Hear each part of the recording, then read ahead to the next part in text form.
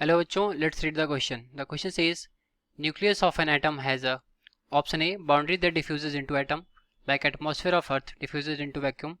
Option B boundary that keeps on changing due to interaction of protons and neutrons.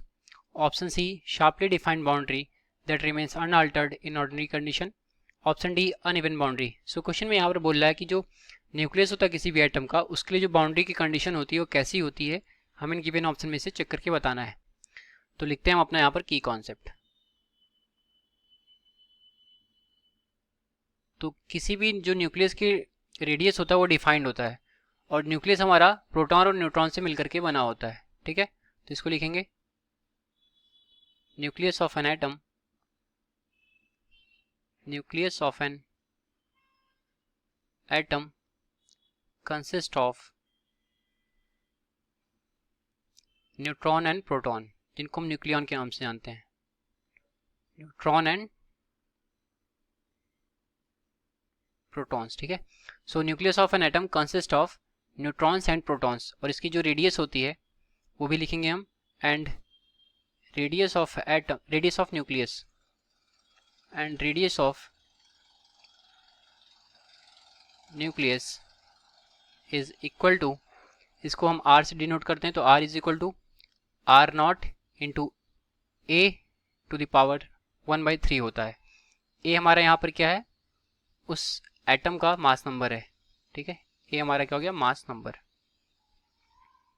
तो ये हो गया हमारे की कॉन्सेप्ट. अब हम देखते हैं इसकी बाउंड्री होती कैसी है. तो जो रेडियस होता है किसी भी न्यूक्लियस का वो basically r is equal to हमारा, उसका ऑर्डर होता है वो 10⁻⁻15 मीटर का होता है, जो कि फिक्स होता है. ठीक है, हर एक एटम के लिए फिक्स होता है. तो अगर हमारा रेडियस फिक्स है तो उसकी जो बाउंड्री होगी वो कैसी होगी, शार्पली डिफाइंड होनी चाहिए. ठीक, जिसके इनसाइड मतलब न्यूक्लियस के अंदर हमारे न्यूट्रॉन और प्रोटॉन रहेंगे और उसके चारों तरफ हमारे इलेक्ट्रॉन्स रिवॉल्व करेंगे डेफिनेट ऑर्बिट में इन नॉर्मल कंडीशन. ठीक, तो लिखेंगे neutron and proton, neutron and proton resides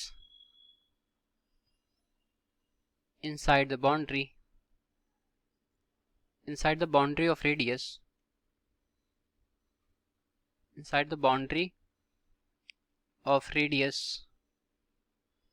10⁻⁻15 meter, and electron revolves around, and electrons revolves around it definite orbits, around it in definite orbits. ठीक है, और ये कब होता है, जब हमारी नॉर्मल कंडीशंस हो. ठीक है, मतलब टेम्परेचर प्रेशर का वहाँ पर कोई वेरिएशन ना हो. तो इसके अकॉर्डिंग अगर हम अपने ऑप्शन को चेक करें तो जो ऑप्शन नंबर हमारा सी है वो हमारे सोल्यूशन से मैच करेगा, जिसमें जो रेडियस है वो डिफाइंड है, तो हम कह सकते हैं कि शार्पली डिफाइंड बाउंड्री होती है. Therefore option C is correct. तो ये रहा हमारे इस क्वेश्चन का correct solution. I hope you understood well. Thank you.